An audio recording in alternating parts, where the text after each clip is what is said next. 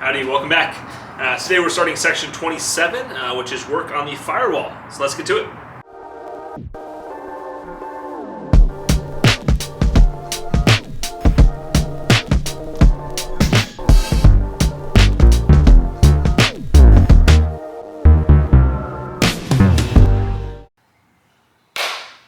Welcome back. As you can see, it's just me.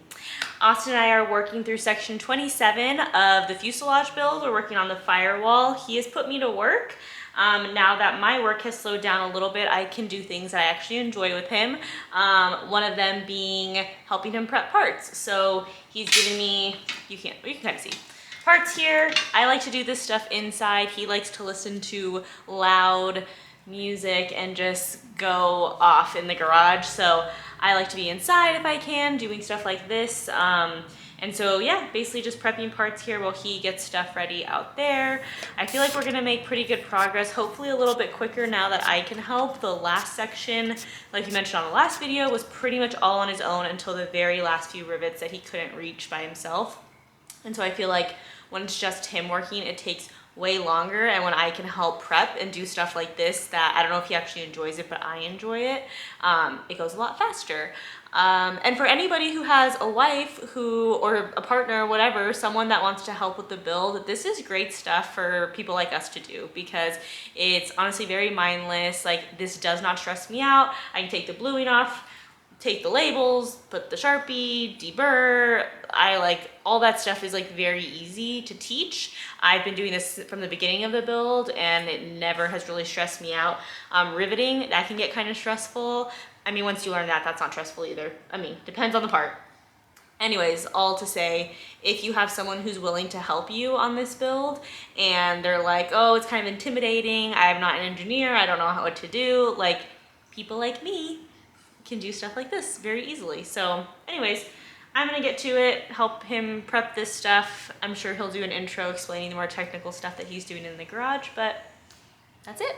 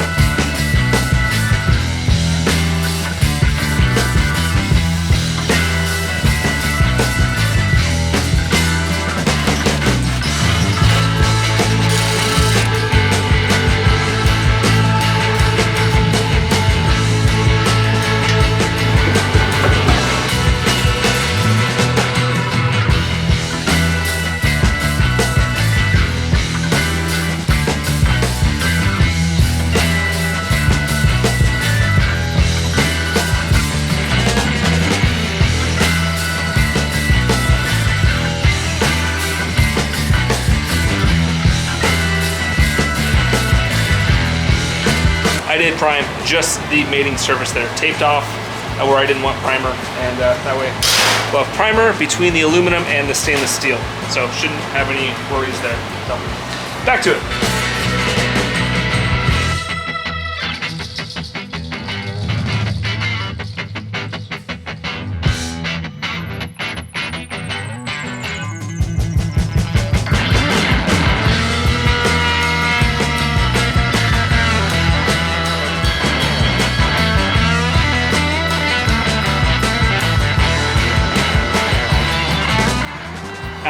This is probably overkill, but this is how I am holding the firewall up. It is secure. The way I did it is I just took a whole bunch of scrap piece of wood. Scrap piece of wood, 2x4s, left a little bit of a lip there so I can put a clamp on this flange to secure this corner in. Have the same thing going on the other side. So side to side there we're good. And then up top here, just a 4x4 bolted into this whole structure, which is also screwed into the workbench. I know I'm gonna have a couple holes in the top, but I don't care, it's a workbench. But have a little bit of a spacer here, and that's gonna allow me to still get access to clecos and be able to buck this. But I will say, this is pretty dang secure. A little bit janky, but I feel confident with it. I should be able to get through all of this alone. Not sure if I will or not, or if Amanda can jump out here for a second to do some riveting, but if not, I don't have any worries about getting to any of these alone. So it's my plan, so we'll get to it.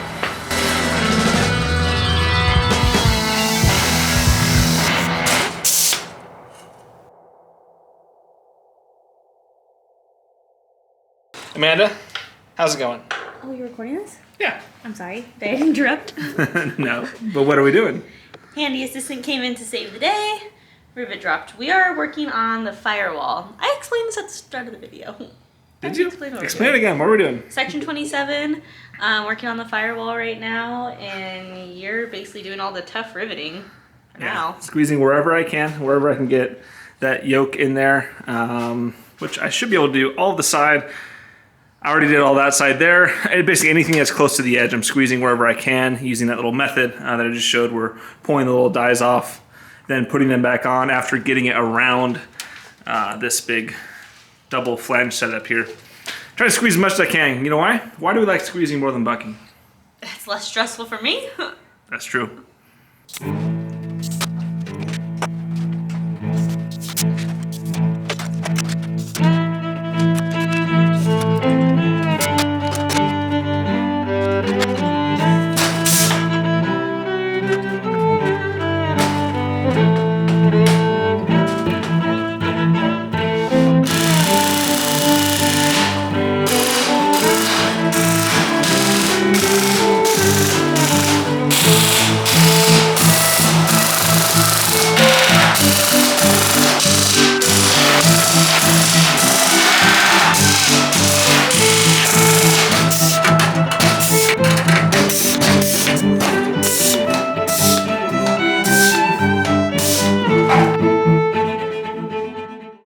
So next step, I'm going to go ahead and remove bluing on each of these parts here. These are the F1048R and L. So we'll get the bluing taken off of that.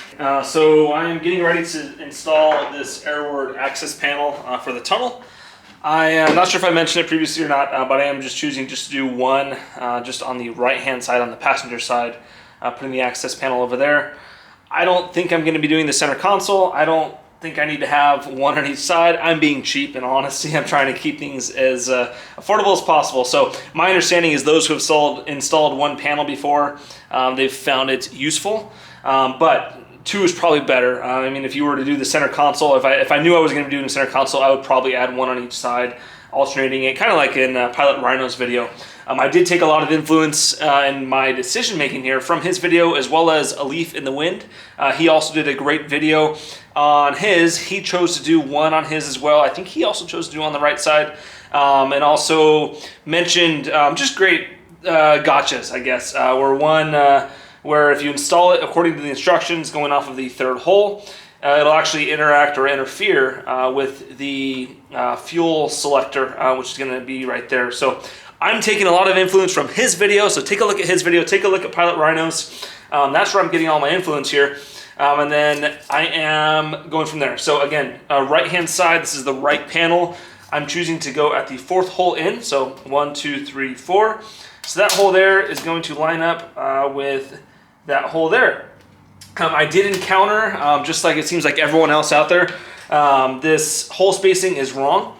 Yeah, so I'm going to upsize the center hole here, drilling out that center hole, get it cleat code, line everything else up, making sure it looks nice and straight, and then match drill from this material here, using it as a source of truth. So anyway, I'm going to shut up, I'm going to get to doing that, and we'll get to putting this on.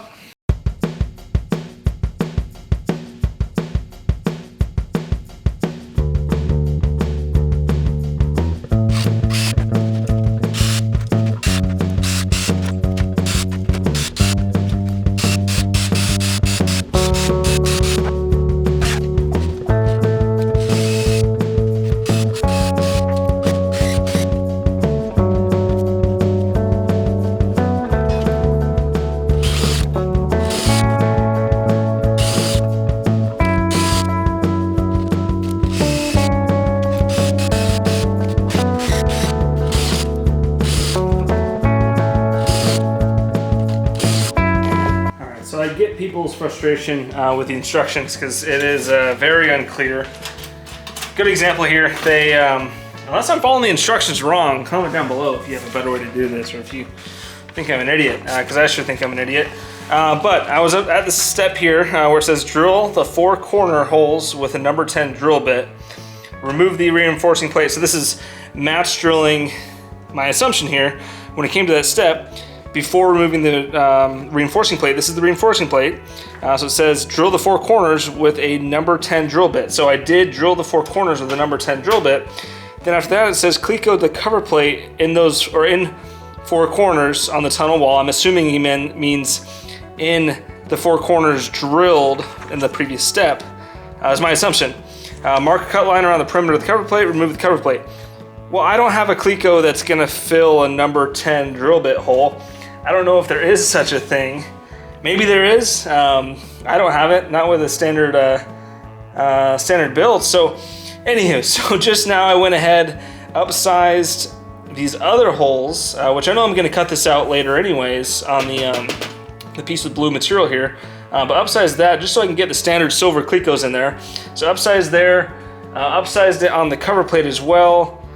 So now I think if I take this off of here, I should be able to use those as my clecoing points to then draw the perimeter of the cover plate.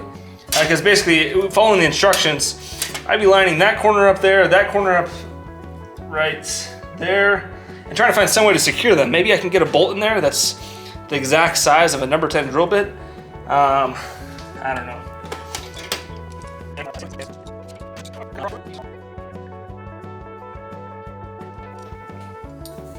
All right, now I'll remove that cover off and trim to that line.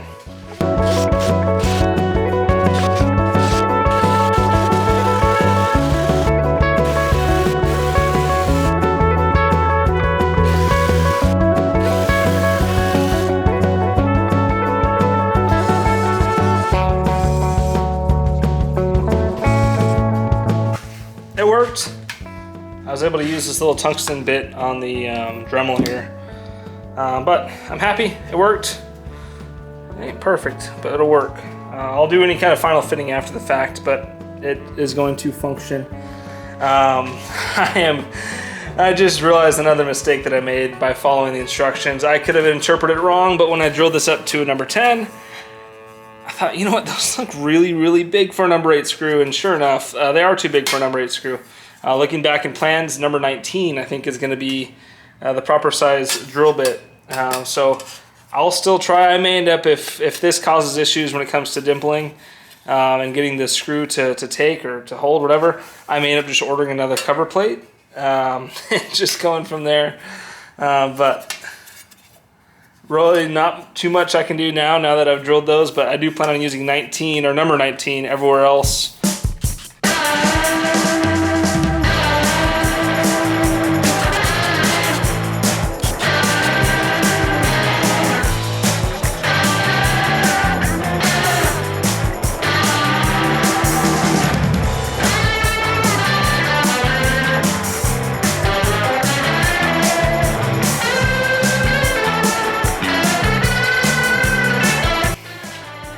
There you are. Complete, ready to move forward with the actual rest of the build. As far as gotchas though, I'm not sure how much I mentioned, how much I complained in the process here on camera or in the post-production, whatever you see on this edit. But it was a pain, just the lack of clarity with the instructions. I think I'm probably 5 hours in just on one panel alone, so could have been a little bit more, I could have been more efficient, but also the plans could have been a little bit more specific as to what to do. But anywho, I'm gonna shut up now. It is almost midnight, so we're going to close up the garage here, go to bed, and get back at actually putting this stuff together tomorrow. So we'll see you then.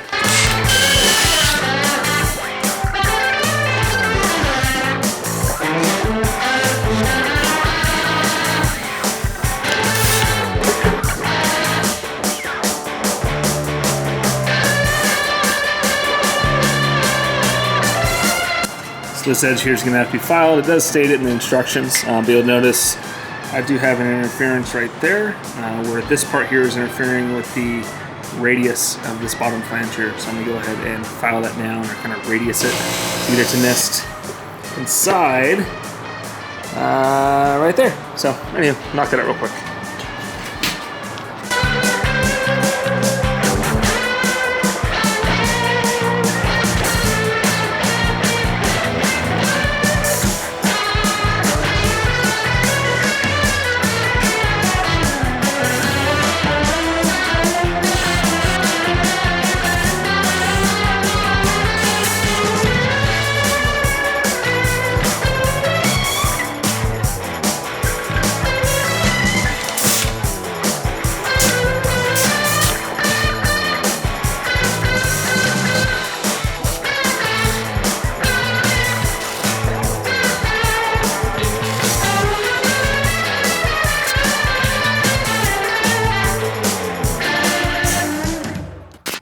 Alrighty, so this right one here is done as far as what I can do on the table, attacking it without it being all together as one piece. But anyways, I was able to squeeze the top ones here, and the rest had to be bucked.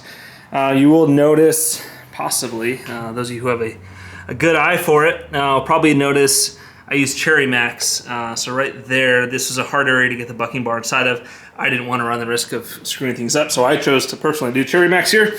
You do your own research. This is not a how-to guide by any means, but this is how I attacked it, is using structural Cherry Max rivets there. So we'll move on to the left one, knock that one out real quick, and then we'll get to actually assembling the whole thing.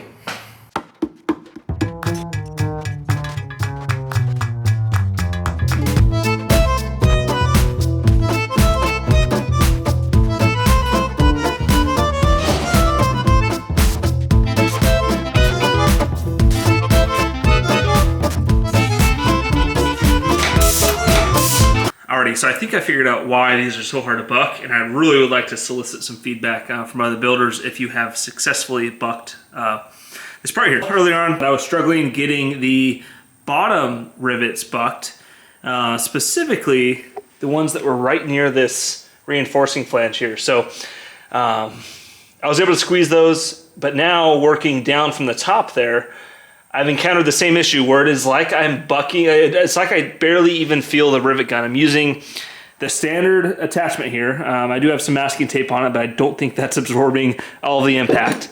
But I know I'm getting 100% contact with this. I'm using a tungsten bar, and this is the rivet here. And I've been going at it for, I don't know, a couple of minutes now. And I'm at the point where I don't want to bash the firewall. So I will show you real quick. I have my pressure really high. I'm probably sitting at, I can't see from here, probably 60, 70 PSI. I'm up there. I'm much higher than I think I should have to be. But even resting the bucking bar, I know I'm getting good contact. It's on there. It's on there well, providing positive pressure, not overly pushing, but not just letting it do its thing. But it's like I don't even feel the rivet gun on that rivet. So I'll go real quick here.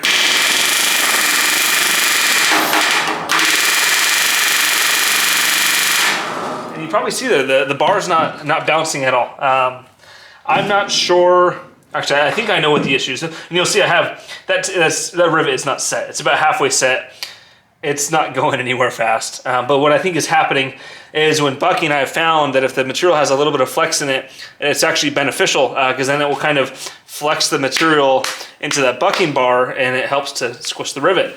So up here was a good example. Doing these corner braces, I had plenty of flex in these. They bucked like butter.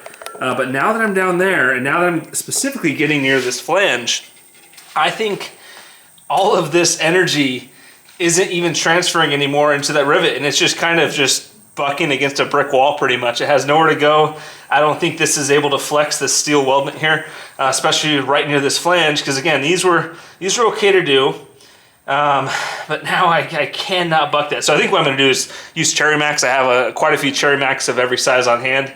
I'm probably just going to throw in 2 Cherry Max there and call it a day because those are structural rivets. But curious to hear what anyone else out there has done.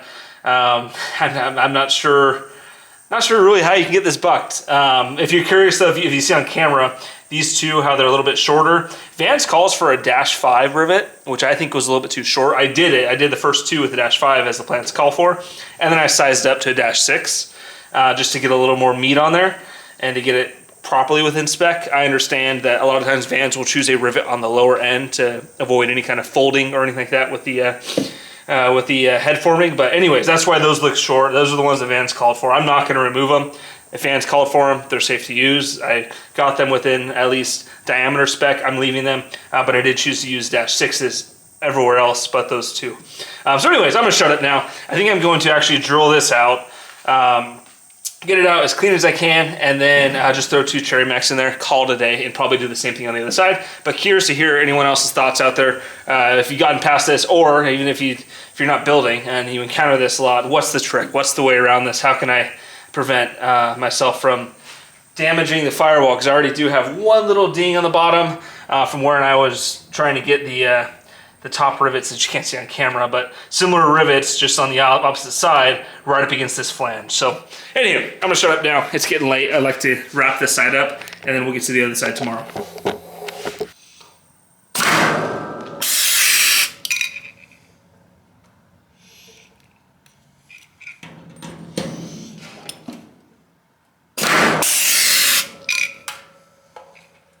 All right, call it a night. Next up tomorrow, we'll be finishing that whole line there, and then moving on to the next page.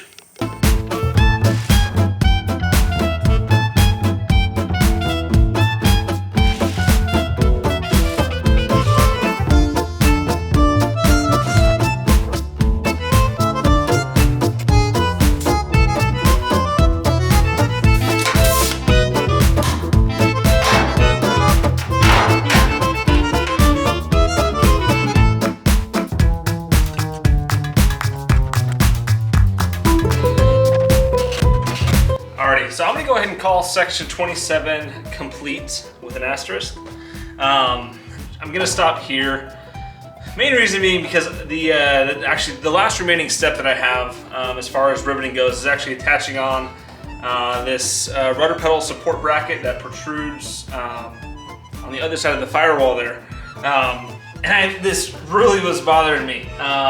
Trying to find a way to get this riveted. I think I can get it riveted. But the reason why I don't want to is I saw a Facebook post recently from a while back where someone mentioned that they ended up having to drill out all of the rivets around the recess here to get in here. And I don't know if they were doing work on wiring, what they were doing, but they had said that they needed to remove theirs, and it was a bummer for them probably to have to drill out all this work. And one of those sections here would be this section here with that bracket. The reason it's so hard to rivet and the reason why I'm not going to, and I'm just going to put that on hold for now and tackle it later on when I get there, is the rivets are really hard to get to. I'll show you. So I have a 3X rivet gun. It works great, it works everywhere, but it does not fit inside the gap here in order to get those riveted. So I saw people mention that they ended up using a swivel head, so I could sure enough use a swivel head. It would be hard, and I worry that when I do this, not only is it going to take a long time, but I'm also going to possibly run the risk of damaging this edge here, because I think the only way to do it would be, I cut this piece of wood here, and my plan was to put that there and kind of use it as a backdrop to keep that this pad here from wanting to slide. But you probably see on camera, I am using a lot of force to get this in there. I want to protect this edge as much as I can. I don't know. Summed up, I don't want to do this project now if I'm going to have to drill out all of these rivets later on down the line. That will really bother me. Because I think what I'll end up doing is down the line, either borrow from another local builder if anyone has one, a 2X rivet gun, which my understanding is those are a little bit smaller, or some rivet guns are smaller and people can fit them inside of here. So that's an option. I also thought about the option of cherry maxes in there. I don't know. I'll worry about it when I get to this stage of needing to have that bracket in place. But for now, it's not needed to move forward with the rest of the build. Moving on into chapter 28. Another area that I did, but it's halfway done, is I installed these stainless steel heater vent boxes. And these were an upgrade. The ones that come standard with the kit were aluminum. My understanding is aluminum in a gas or in a blown fire from if there's engine fire, aluminum would melt, and now all of a sudden you have two large protruding areas where flames could be coming into the cabin. That is not good. You get hot feet. So there's an option out there. I got these from Aircraft Spruce, but I deleted from the kit, which I know you can't do anymore. But for my kit, I was able to delete at the time. Deleted the original stock aluminum vent boxes. These are stainless steel. They feel really heavy duty, nicely built. The reason why I say they're not fully installed is I did not put fire sealant on the backside when I installed them, just because I don't know if I'm gonna have to remove this too. If I'm removing other stuff, I don't want to have anything permanent here, because I'm already finding things. A good example of something I already know that I'm gonna have to drill out is this box over here, or this section of rivets, which has to do with a future location for a Matco parking brake. So my understanding is I'm going to have to drill this out for the Matco parking brake attachment. if I choose to do that. There's a lot of unknowns here, so you probably get an understanding as to why I'm holding off on riveting this in place permanently, why I'm holding off on other stuff if stuff with the firewall is subject to change. So again, calling this complete, calling it quits and moving on from section 27. So those will be remaining tasks to do later on down the line.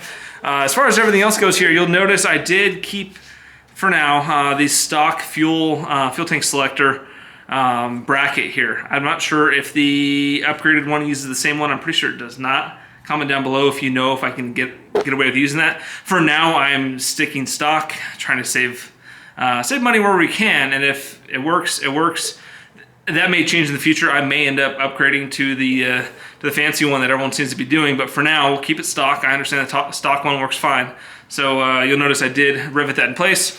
Happy with how this turned out. Again, I probably went a little bit too far in places where I'm gonna have to undo some work, but I'm moving on. We're moving on to section 28, which will be actually expanding on this assembly that we have here. So if you made it this far, thank you so much for watching. If you have any questions, comments, concerns, feedback, or you just want to say hi down in the comments down below, and we'll see you in that next video. Adios.